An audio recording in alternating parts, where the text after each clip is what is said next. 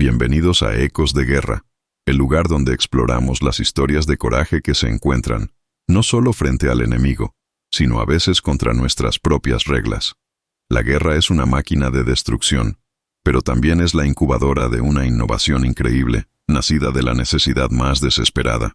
Y en ningún lugar es esto más cierto que en la medicina de campaña. Lejos de los hospitales limpios y los libros de texto, el cirujano de campaña libra una guerra paralela contra el tiempo, la infección y la muerte misma, con recursos limitados y el sonido de la artillería como banda sonora.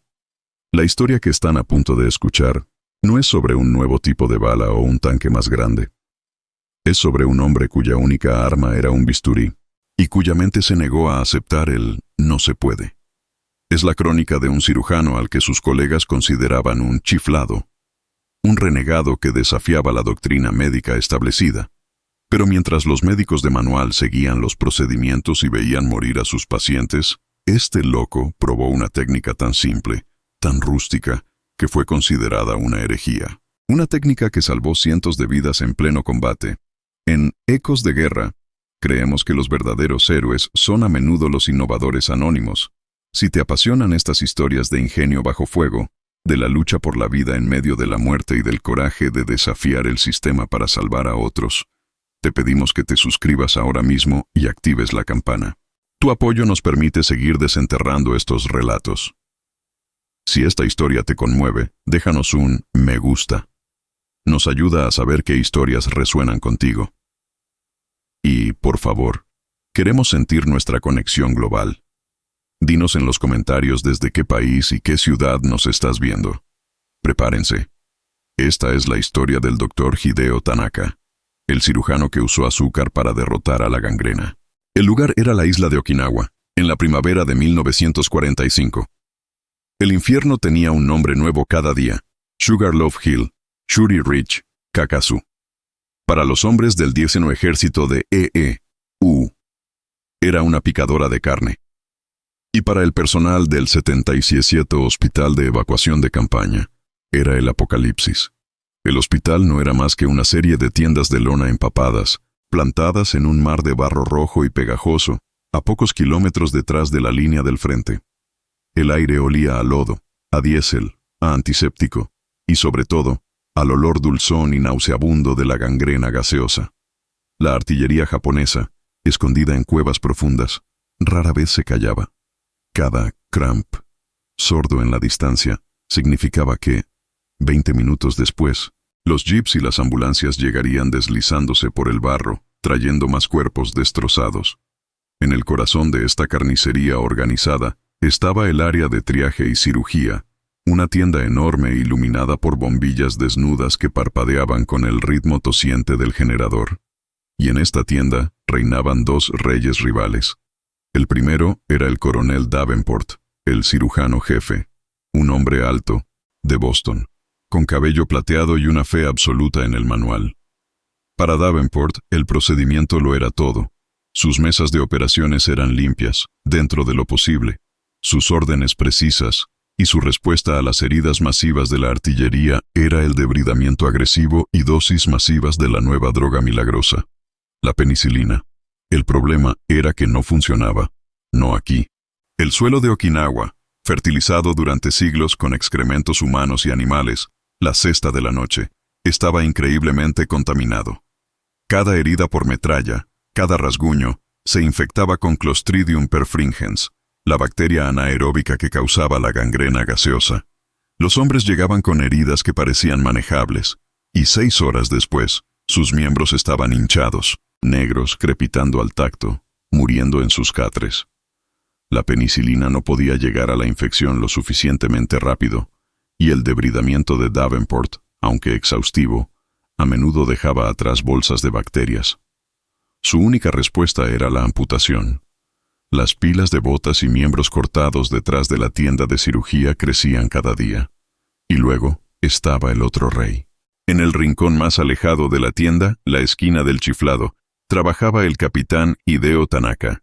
Tanaka era un Nisei, un japonés americano de segunda generación de Hawái. Sus padres estaban en un campo de internamiento en California, mientras él operaba a los chicos americanos que luchaban contra su pueblo ancestral.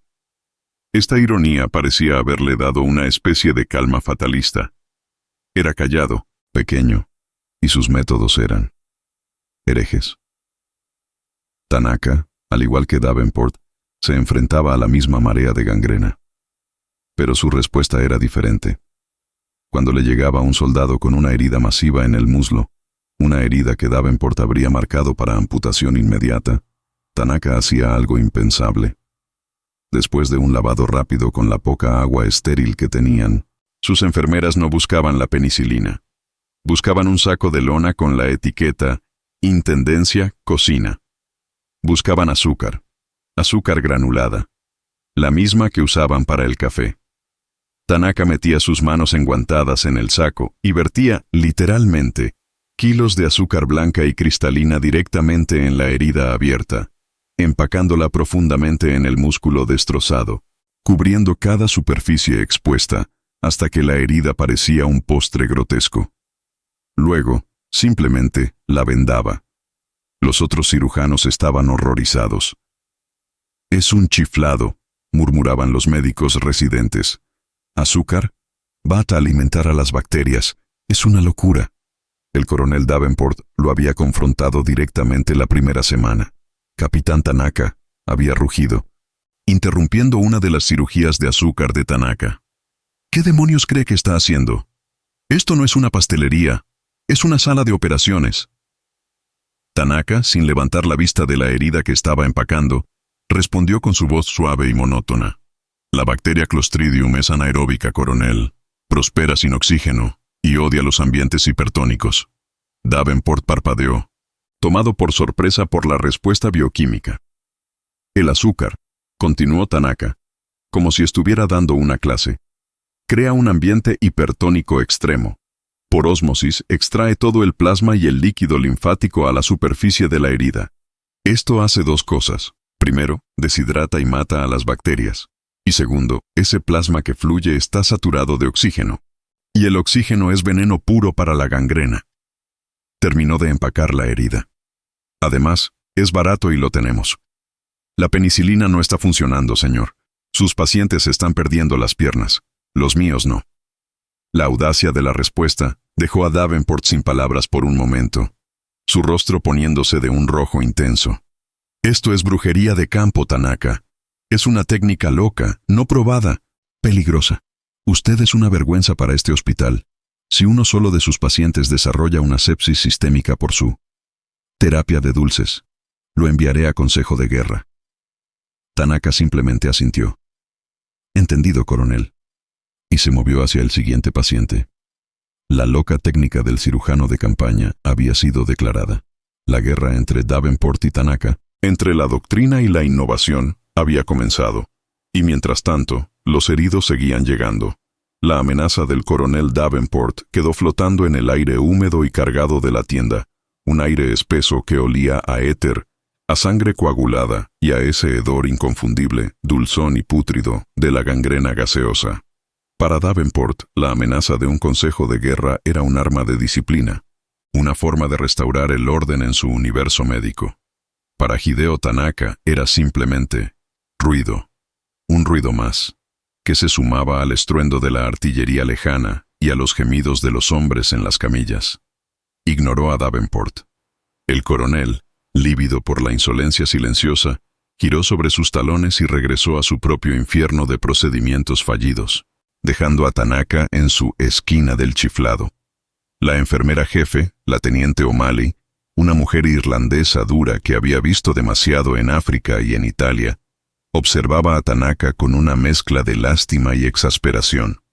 «Capitán», dijo en voz baja, mientras un nuevo grupo de camilleros entraba derrapando en el barro. «El coronel tiene razón. Está jugando. Estos hombres necesitan cirugía, no un experimento de ciencia de secundaria». Tanaka no levantó la vista del muslo destrozado que estaba tratando. «Tienen cirugía, teniente. Estoy debridando lo mejor que puedo». «¿Y luego?» Ella señaló el saco de azúcar de 20 kilos que estaba abierto a sus pies.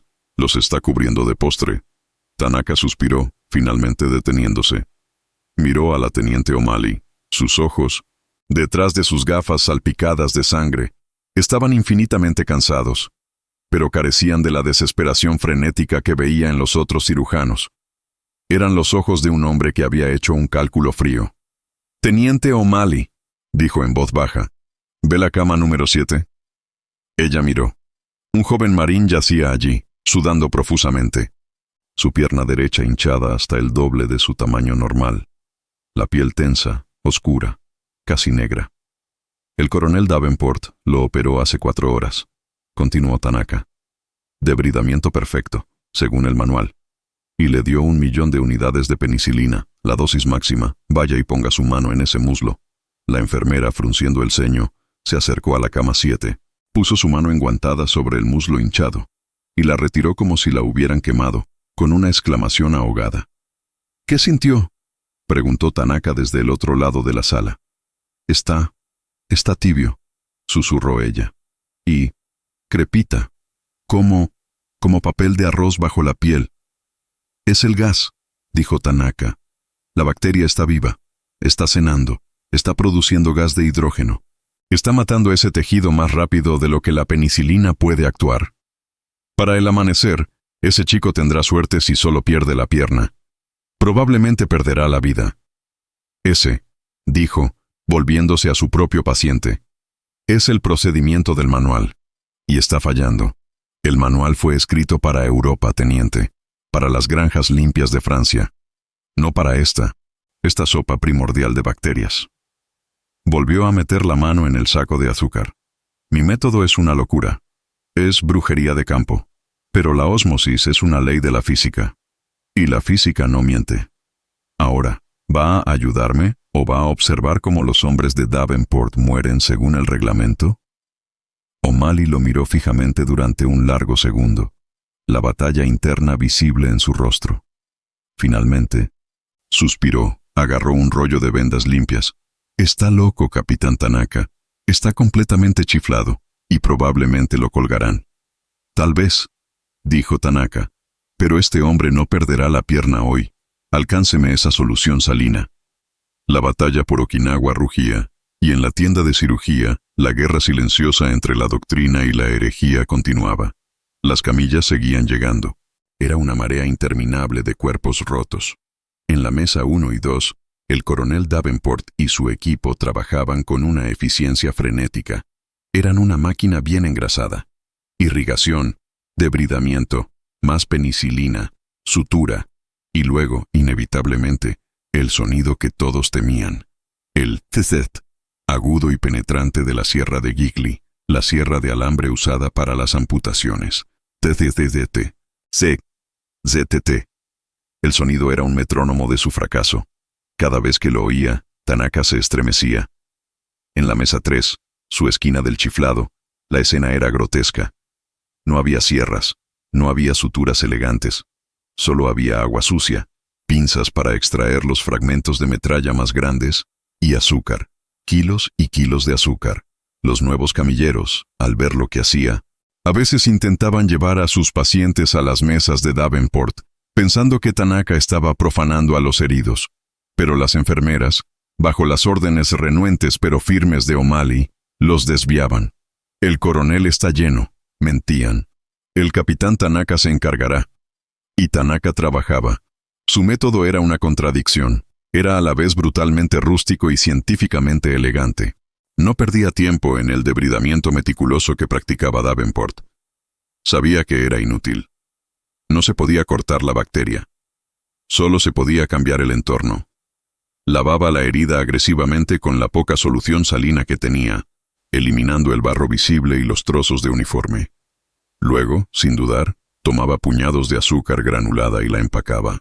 La empujaba profundamente en los recovecos del músculo desgarrado, contra el hueso expuesto, creando una capa gruesa, blanca y cristalina, que cubría cada centímetro de tejido vivo. «Empáquelo», le decía a la enfermera. «Más. No sea tímida. Quiero que sea una pasta sólida». La sangre del paciente, al mezclarse con el azúcar, creaba un jarabe espeso y grotesco de color rosa oscuro. Luego, aplicaban un vendaje simple y pasaban al siguiente. No había penicilina, no había sulfamidas, solo azúcar. Los pacientes de Tanaka, Aquellos con heridas masivas que deberían haber estado gritando de dolor, a menudo se calmaban después de unos minutos. El efecto osmótico del azúcar, al extraer líquido de las terminaciones nerviosas expuestas, actuaba como un anestésico tópico rudimentario. Era un efecto secundario que ni siquiera Tanaka había previsto, pero que agradecía. Y luego, la espera. 12 horas. Un ciclo completo de marea humana en el hospital. El coronel Davenport, entre amputaciones, pasaba por el rincón de Tanaka. Se detenía junto a las camas de los pacientes tratados con azúcar, su rostro una máscara de desdén, esperando. Esperaba el olor. Esperaba la fiebre disparada. Esperaba el shock séptico. Esperaba que la locura de Tanaka se revelara para poder, con justa indignación, poner fin a esta charada y salvar a los pacientes restantes con su sierra. Pero el olor no llegó. En lugar del hedor pútrido de la gangrena, del rincón de Tanaka emanaba un olor extraño, casi dulce. No era un olor a limpio, era un olor a carnicería, pero era una carnicería preservada. Era el olor de la melaza. Finalmente, Davenport no pudo soportarlo más.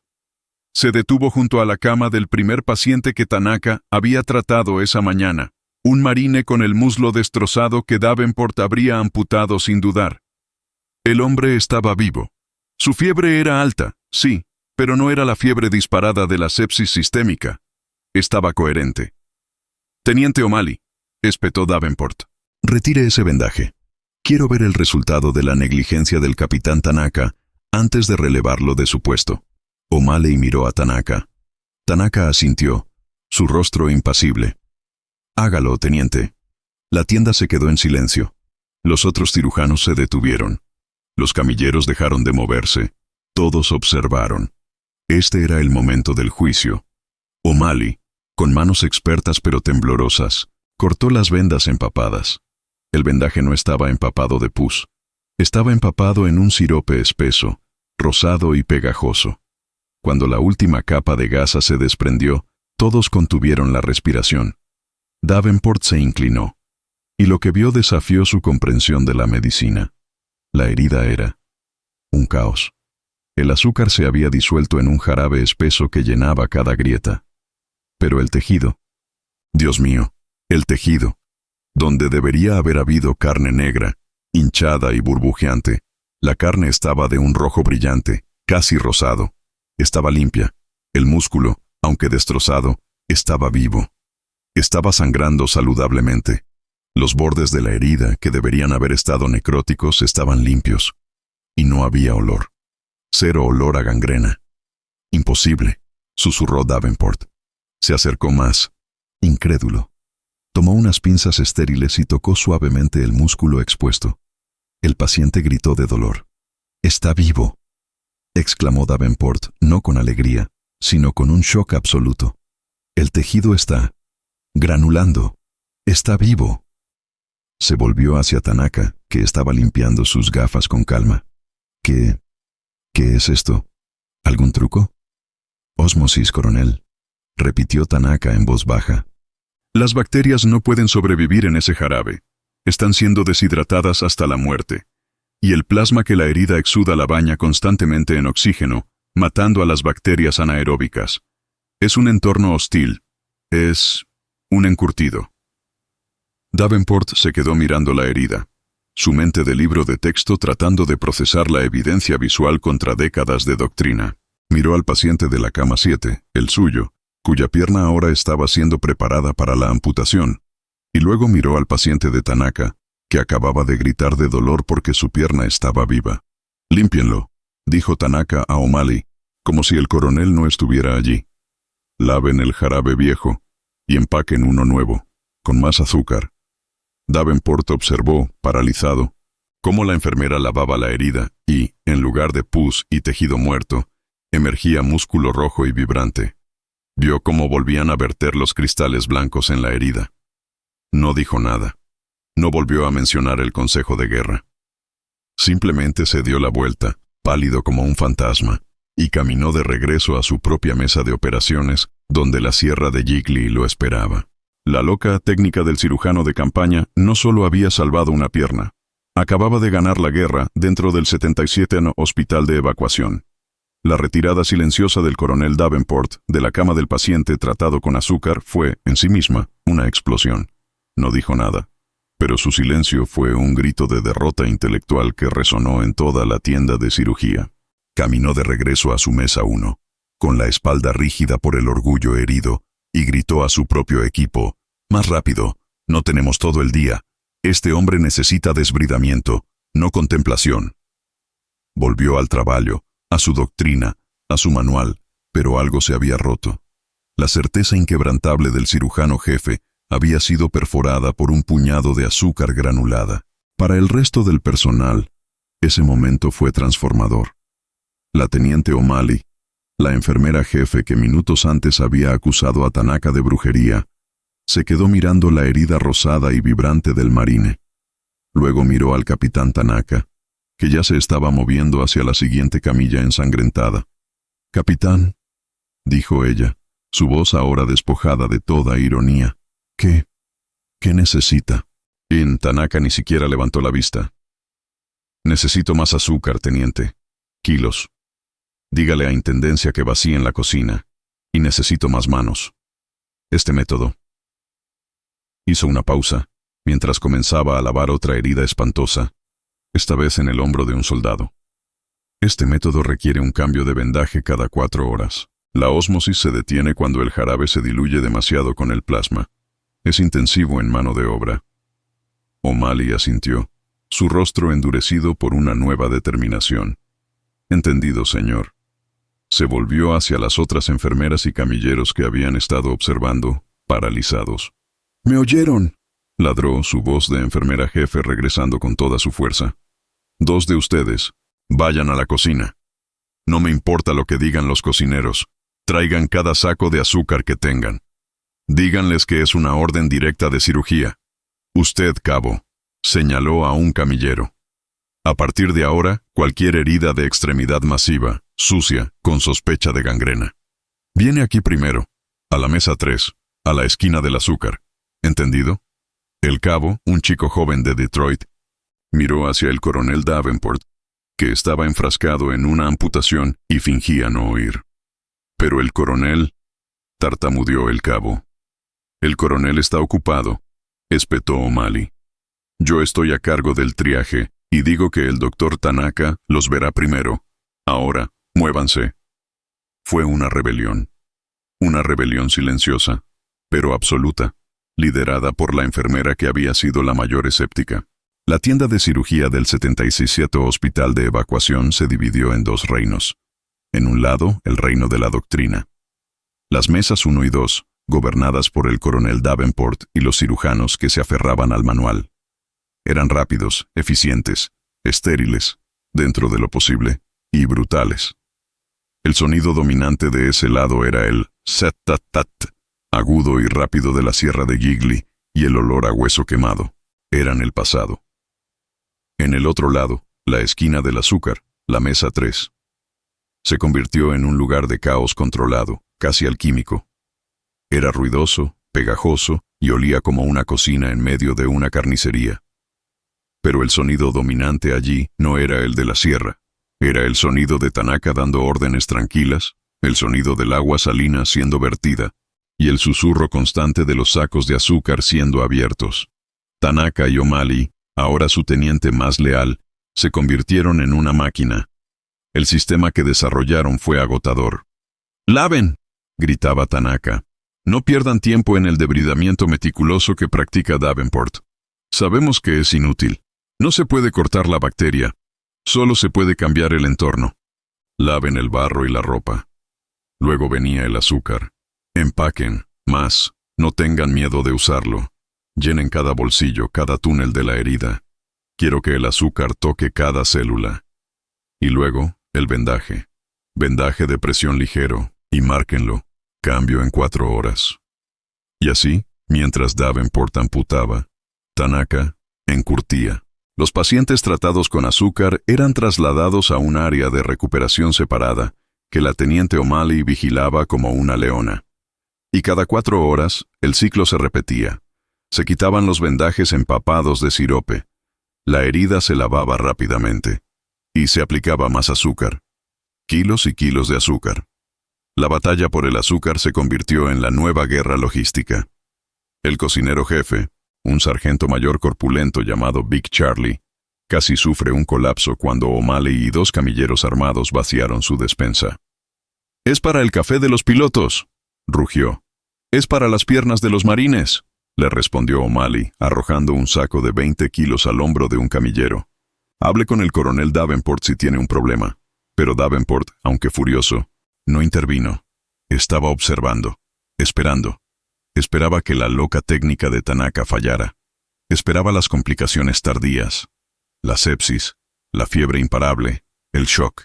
Esperaba que el azúcar, como él creía, eventualmente alimentara a las bacterias y creara una infección aún más monstruosa. Pero el fracaso no llegó. En su lugar llegaron los milagros. Hombres que habían sido llevados a la mesa 3 con las piernas destrozadas, marcados para amputación segura, seguían teniendo sus piernas al día siguiente, y al otro. La hinchazón negra y ominosa de la gangrena gaseosa, en lugar de extenderse, retrocedía. La línea de demarcación entre el tejido muerto y el vivo, que los cirujanos marcaban con tinta en la piel, se detenía, y luego retrocedía. El tejido rosado y saludable comenzaba a granular desde el fondo de las heridas más horribles. Los hombres que deberían haber estado muertos de sepsis estaban sentados, comiendo raciones K, sus fiebres bajo control. La noticia se extendió por el hospital como un incendio forestal. Los camilleros ya no necesitaban la orden de O'Malley. Cuando llegaba un jeep con un hombre gritando, su pierna destrozada envuelta en un trapo ensangrentado, los camilleros mentían. «Las mesas de cirugía están llenas, sargento», le decían al médico del batallón. Pero el especialista en heridas, el capitán Tanaka, tiene un lugar, lo estabilizará. Se convirtió en una conspiración de todo el personal de enfermería. Sabían que si un hombre iba a Davenport, saldría de la tienda en 2 partes. Si iba a Tanaka, saldría con dolor, saldría pegajoso. Pero saldría entero. El coronel Davenport observaba cómo su carga de trabajo quirúrgico disminuía, mientras la esquina del chiflado estaba constantemente desbordada, con camillas haciendo fila. Su furia era palpable. Intentó intervenir administrativamente. «Capitán Tanaka», espetó una tarde, encontrándolo entre cirugías, cubierto de un sirope de sangre y azúcar. «Sus registros son un desastre. No está usando los protocolos de antibióticos aprobados. Está violando media docena de directivas del cirujano general». «Estoy salvando piernas, coronel», respondió Tanaka sin levantar la vista de sus notas. «¿Y usted? ¿Cómo está su tasa de amputación hoy?» Davenport se puso morado. «Está creando pacientes con heridas crónicas que nunca sanarán. Esas heridas de azúcar nunca se podrán cerrar. Está creando un problema a largo plazo solo para una ganancia a corto plazo. Una pierna herida que puede sanar es mejor que un muñón limpio que no puede caminar, señor», dijo Tanaka. «Ahora, si me disculpa, tengo trabajo que hacer». La arrogancia de Tanaka, nacida no del orgullo sino de la certeza absoluta de sus resultados, era más exasperante para Davenport que la insubordinación abierta. Davenport estaba perdiendo el control de su propio hospital. Y entonces llegó la ofensiva contra la cresta de Shuri. Y el infierno se desató de nuevo, esta vez con una furia multiplicada por 10. La artillería japonesa, preregistrada en cada metro de terreno, masacró a los marines que avanzaban, y el flujo de heridos se convirtió en un tsunami. Dejaron de llegar en jeeps, llegaban en camiones de 6x6, apilados como leña. El triaje se derrumbó. Davenport y sus 2 mesas estaban completamente sobrepasados. Hombres con heridas abdominales, heridas en la cabeza, heridas en el pecho. Heridos que necesitaban cirugía interna inmediata. Y luego, estaban las extremidades. Docenas y docenas de hombres con piernas y brazos destrozados por la metralla, ya hinchados, ya oliendo a ese olor dulzón de la muerte. Davenport, con el rostro gris por el agotamiento, no tenía tiempo para su debridamiento meticuloso. Tomó su sierra Higley. «¡Amputen!», gritó a sus ayudantes. «No hay tiempo. Amputen todo lo que esté por debajo de la rodilla o el codo». «¡Salven la vida!», Pierdan el miembro. Era una carnicería. Pero entonces, la teniente O'Malley hizo algo extraordinario. «¡Todos los camilleros!», gritó, su voz cortando el caos. «Todas las heridas de extremidades, aquí, ahora».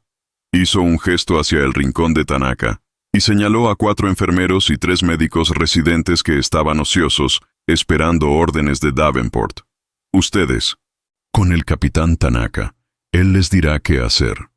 Fue un golpe de estado. En medio de la batalla, O'Malley acababa de tomar el mando de facto del hospital. Davenport estaba demasiado ocupado aserrando huesos como para darse cuenta. Tanaka de repente tenía un equipo. «¡Escuchen!», les gritó por encima del ruido. «No hay tiempo para la elegancia. 2 equipos. Equipo de lavado. Equipo de azúcar. Laven, empaquen, vendan. ¡Rápido! No quiero ver a nadie con una herida abierta por más de 3 minutos». Y comenzó. La esquina del chiflado se convirtió en una línea de montaje de milagros. Lavaban, vertían kilos de azúcar, vendaban. Siguiente. Lavaban, empacaban, vendaban. Siguiente. Tanaka se movía entre ellos como un director de orquesta enloquecido, supervisando, ajustando. Más azúcar aquí. Laven más profundo allá. Y el olor. El olor a gangrena, que debería haber llenado la tienda con la peste de la muerte masiva, fue reemplazado por el olor casi enfermizo y dulce de la melaza y el antiséptico. Estaban encurtiendo a los heridos, salvándolos de la sierra de Davenport, un puñado de azúcar a la vez. El granero estaba lleno de un silencio espeso y polvoriento, roto solo por el pitido agudo en los oídos de Reinhard Böhm y el distante crepitar del Lucky Lady ardiendo. La onda expansiva había apagado la forja. El aire estaba gélido y sabía a azufre y hormigón pulverizado. Böhm se secó un hilo de sangre de la sien, resultado de haber golpeado la pared. Ignoró el dolor, ignoró el caos que reinaba en el valle. Su obra maestra, el Grossminenwerfer, había cumplido su propósito. Era un martillo de un solo golpe. Había reventado la carretera y destrozado el tanque líder, deteniendo la columna en seco. Pero Böhm sabía que la batalla no había terminado. El martillo había golpeado. Ahora, como él mismo había pensado, venía el bisturí. En el valle, el pánico era total entre los americanos. Los 2 Shermans restantes, el Rebel Yell y el Betty Ann, estaban atrapados. Delante de ellos, un cráter intransitable y los restos volcados y ardientes de su compañero. Detrás de ellos, el semioruga M3 con el pelotón de infantería bloqueaba la estrecha carretera de montaña, impidiéndoles retroceder fácilmente. «¡Salgan de la carretera! ¡Dispérsense!», gritó el teniente Davis, el joven oficial al mando de la infantería saltando del semioruga.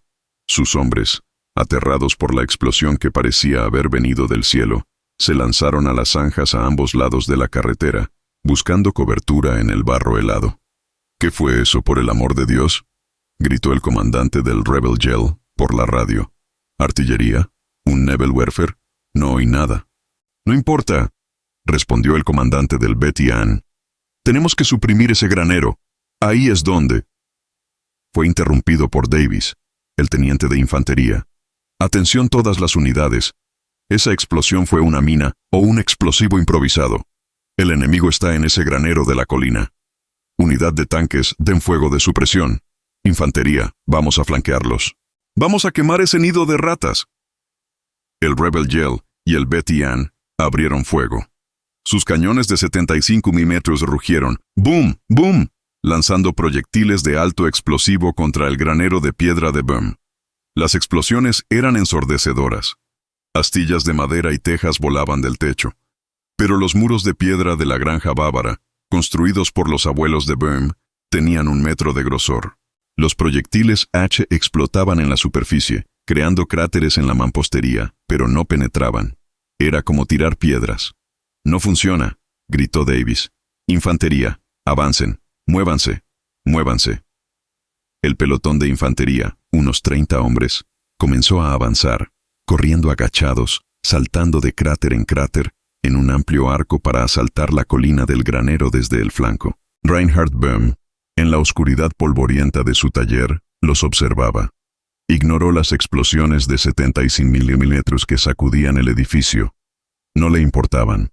Caminó con una calma metódica hacia la pared trasera del granero, la que estaba más alejada de la carretera. Allí, bajo una pila de lonas y sacos de heno, estaba su bisturí. Nadie, ni siquiera el entrometido Kreisleiter Hauser, había visto esta creación. Era la verdadera obra maestra de su locura. Si el Minenwerfer era fuerza bruta, esto era ingenio diabólico. Böhm había montado un bastidor. Era el viejo chasis de una sembradora, pesado, de hierro fundido. Y soldado a este chasis, en un ángulo fijo de 30 grados, había una batería de 10 tubos. Eran tubos de andamio, largos y huecos. Y dentro de cada tubo, Böhm había insertado no una lata de leche, sino algo mucho más común y letal en la Alemania de 1945, un Panzerfaust 60. Había pasado semanas modificándolos. Había desarmado cuidadosamente el mecanismo de disparo de percusión de cada uno. Y, al igual que con su Minenwerfer, los había cableado. Había conectado cables eléctricos a la carga propulsora de pólvora negra de cada uno de los 10 tubos. Los 10 cables corrían por el suelo hasta una segunda caja de detonación, una más pequeña, que tenía una batería de motocicleta y 10 interruptores de cuchilla de cobre separados, alineados como las teclas de un piano macabro.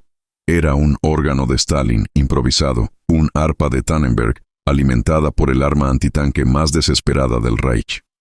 Böhm se arrodilló junto a su creación. Esta arma no apuntaba a la carretera. Apuntaba a través de una serie de agujeros que había abierto pacientemente en la pared lateral del granero, ocultos por arbustos secos. Esos agujeros no cubrían la carretera. Cubrían el único flanco viable de aproximación. Cubrían el campo abierto que la infantería americana ahora cruzaba. Böhm observó a los soldados americanos. Estaban bien entrenados. Se movían rápido, en pequeños grupos, cubriéndose unos a otros. Estaban a 200 metros, 150.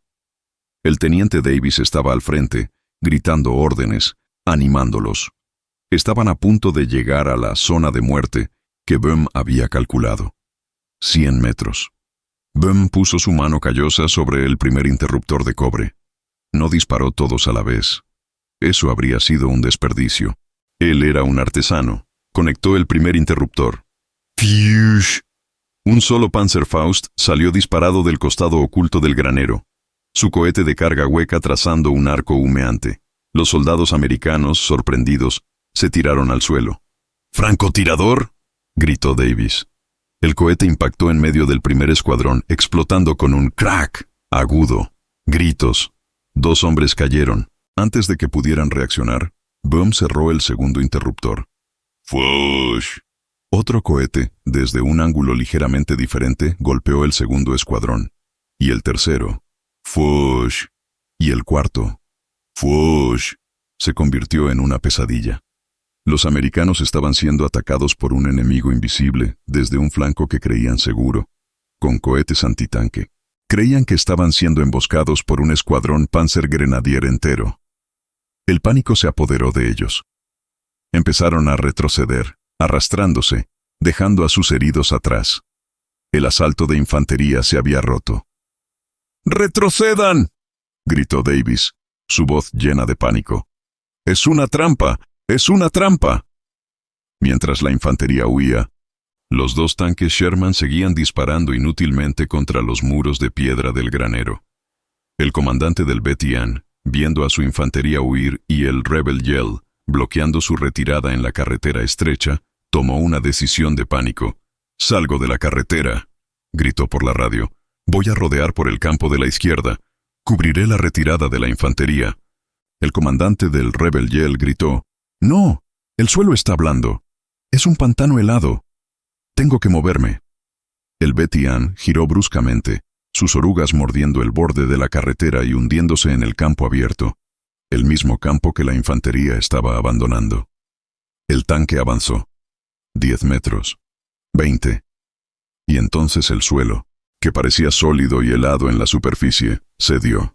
El barro de primavera bávaro, oculto bajo una fina capa de nieve, se tragó el tanque. El Sherman de 30 toneladas se hundió bruscamente por el lado derecho. El motor rugió. Las orugas lanzaron géiseres de barro negro y espeso. Pero no se movió. Estaba atascado. Atascado e inclinado en un ángulo de 40 grados, su cañón apuntando inútilmente al cielo. La columna blindada americana estaba ahora completamente neutralizada. Un tanque destruido y bloqueando la carretera. Un tanque irremediablemente atascado en el barro.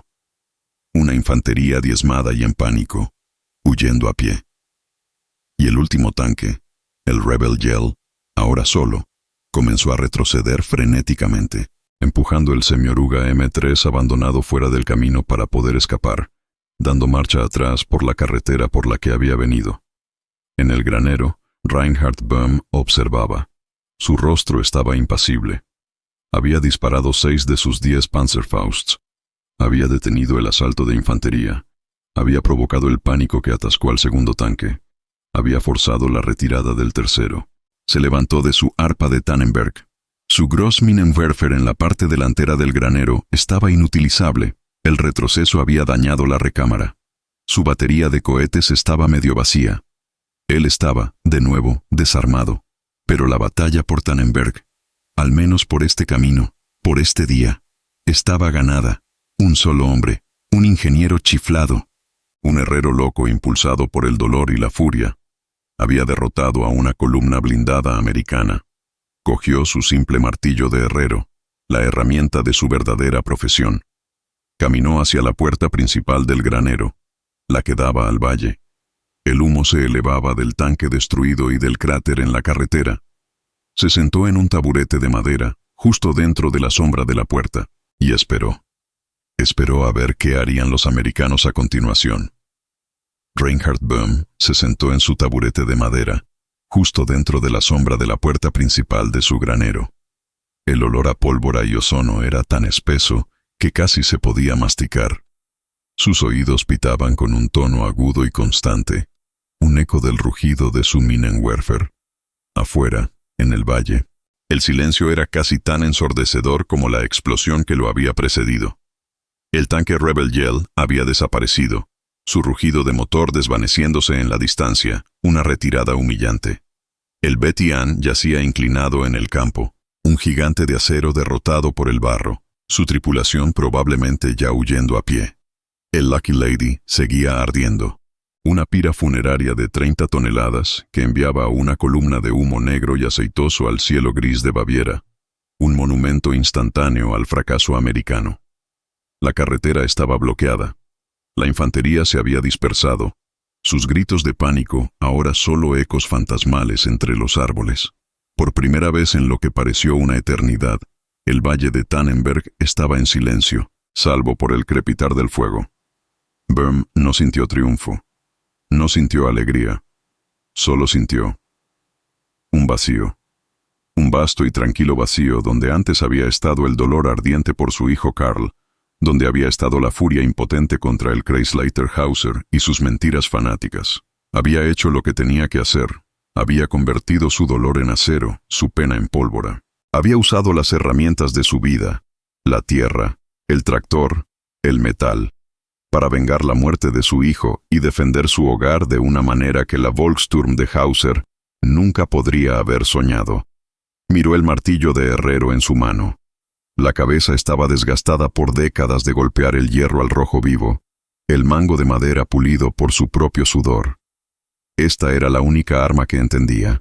Sabía que no había terminado. Los americanos eran como las hormigas. Podías aplastar a 1000, pero 1000 más vendrían. Había detenido una columna, pero no había detenido al ejército. No eran estúpidos. Eran industriales. Eran metódicos. Habían sido golpeados por algo que no entendían, algo imposible. Artillería pesada y cohetes múltiples desde un simple granero de piedra. Ahora, estarían en sus radios, llamando a sus superiores, su confusión convirtiéndose en una ira fría y profesional. No volverían a enviar tanques por ese camino. No mientras el granero siguiera en pie. Böhm estaba cansado. Un cansancio que le llegaba hasta los huesos, más profundo que el agotamiento físico. Estaba herido por la onda expansiva. Sus oídos sangraban levemente. Su cabeza palpitaba. Y estaba solo. Hauser y su patética defensa habían sido borrados. Él era el último defensor de Tannenberg. El ingeniero chiflado era ahora la única línea del frente. En el valle, a 2 kilómetros de distancia, el teniente Davis había reagrupado a los supervivientes de su pelotón de infantería. Sus manos temblaban mientras gritaba por la radio PRC-10. ¡Alto mando! ¡Alto mando! ¡Habla Davis! Compañía Baker. La columna está destruida. Repito, destruida. El Lucky Lady está fuera de combate. El Betty Ann, atascado. La carretera es intransitable. La voz en la radio, fría y distante, preguntó. Causa, teniente. 188. Un nido de pack. Negativo, señor. Negativo, gritó Davis, mirando con horror el humo negro. Fue el granero. En la colina. Algo dentro. Artillería de asalto. Un mortero gigante. Y luego... cohetes. Múltiples lanzadores de cohetes. Es una fortaleza de hormigón, señor. Está increíblemente bien defendido. No podemos tomarlo desde tierra. Repito, no podemos tomarlo. Hubo una pausa. La palabra fortaleza había cambiado la ecuación. Ya no era una simple limpieza de Volkssturm. Era un objetivo estratégico. Entendido, Davis, respondió la voz. Retírense a una distancia segura y marquen el objetivo. Apoyo aéreo en camino. Apoyo aéreo. La sentencia de muerte moderna. Reinhard Böhm, en su granero, no podía oír la radio de Davis, pero conocía la lógica de la guerra. Sabía lo que venía después del fracaso de los tanques. Escuchó. El viento trajo un nuevo sonido. No el put, put, put de los Shermans. Era un rugido agudo, vicioso, que crecía desde el sur. Un sonido que cortaba el aire.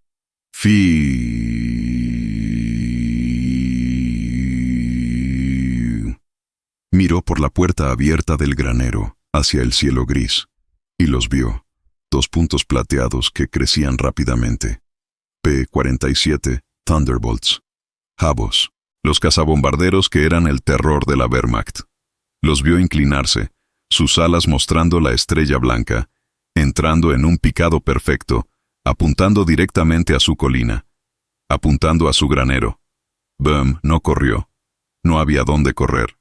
No había sótano lo suficientemente profundo para sobrevivir a lo que venía. No había rendición que ofrecer a un avión a 500 kilómetros por hora. Se quedó sentado en su taburete, sosteniendo su martillo. Miró su arpa de Tannenberg, los 4 Panzerfausts restantes sin disparar. Miró el Gross Minenwerfer desplazado, su tubo de drenaje ahora agrietado por el retroceso. Miró el caos de su taller, el lugar donde había pasado su vida. El lugar donde había dado forma al metal, el lugar donde su hijo Karl había aprendido a soldar. Pensó en Karl, en Stalingrado muriendo de frío, traicionado por el fanatismo de hombres como Hauser. «Ya voy, hijo mío», susurró Reinhard Böhm. Los P-47 abrieron fuego. El sonido fue como el de un dios rasgando una tela gigante. Las 8 ametralladoras calibre 50 de cada avión convergieron en el granero. Las balas trazadoras golpearon los muros de piedra, convirtiendo la mampostería en polvo en una fracción de segundo. La estructura, que había resistido los proyectiles de 75 mm, no pudo resistir esta tormenta de plomo concentrado. Y luego, los cohetes. Cohetes HVR, de 5 pulgadas. Fush, fush, fush. 3 cohetes de cada avión. 6 impactos directos. El granero de piedra, el taller del herrero, la fortaleza improvisada. Simplemente dejó de existir. Explotó en una bola de fuego titánica, una explosión que hizo palidecer la detonación del Minenwerfer. La mezcla de fertilizante restante, la pólvora de Panzerfaust almacenada, todo detonó en una explosión simpática que envió el eje del tractor Fiat a 100 metros en el aire y vaporizó a Reinhard Böhm en el acto. Durante un minuto entero, llovieron piedras, madera ardiendo y fragmentos de metal retorcidos sobre el valle. Luego, el silencio. Los P-47 dieron una última pasada victoriosa sobre la columna de humo y desaparecieron en las nubes. Media hora después, la infantería americana avanzó, con cautela. El teniente Davis y sus hombres subieron la colina humeante, esperando encontrar un búnker de hormigón subterráneo, una batería de cañones de asalto, los restos de una compañía de SS fanáticos. No encontraron nada de eso. Encontraron un cráter humeante, encontraron los restos irreconocibles de un tractor agrícola, encontraron el eje de una sembradora, encontraron tubos de andamio retorcidos y los casquillos vacíos de 10 Panzerfausts, extrañamente cableados. Y en el centro de la destrucción, medio enterrado, encontraron el origen del primer ataque, el cañón de un Minenwerfer improvisado, hecho, increíblemente, con un tubo de drenaje de hierro fundido. Los soldados se quedaron mirando la escena, sin poder comprender. «¿Esto es?», susurró un soldado. «¿Esto fue todo?». Davis se arrodilló, recogió una de las baterías de motocicleta que Böhm había usado para su arpa de Tannenberg. Siguió el cableado derretido hasta los restos de los tubos de Panzerfaust. «Dios mío», dijo Davis. No era una fortaleza, no era un regimiento, era un hombre. Miraron a su alrededor, buscando un cuerpo, pero no había nada. Solo herramientas esparcidas por la explosión. Y entonces, Davis vio algo, brillando entre las cenizas. El martillo de herrero de Böhm, su mango de madera carbonizado, pero la cabeza de acero sólido, aunque deformada por el calor, aún intacta. Lo recogió. Era pesado, el martillo de un constructor, el martillo de un ingeniero chiflado, susurró Davis. Un solo ingeniero chiflado. Se quedaron en silencio en la cima de la colina, mirando el tanque volcado abajo, el cráter en la carretera, el tanque atascado en el barro. El trabajo de un hombre que, armado solo con su dolor, su ingenio y la chatarra de su granero, había detenido a una columna blindada americana durante un día entero. Lo llamaban el ingeniero chiflado, pero en las ruinas de Tannenberg, mientras el ejército americano traía excavadoras para despejar el camino que él había bloqueado, su locura se había ganado un nombre diferente: leyenda.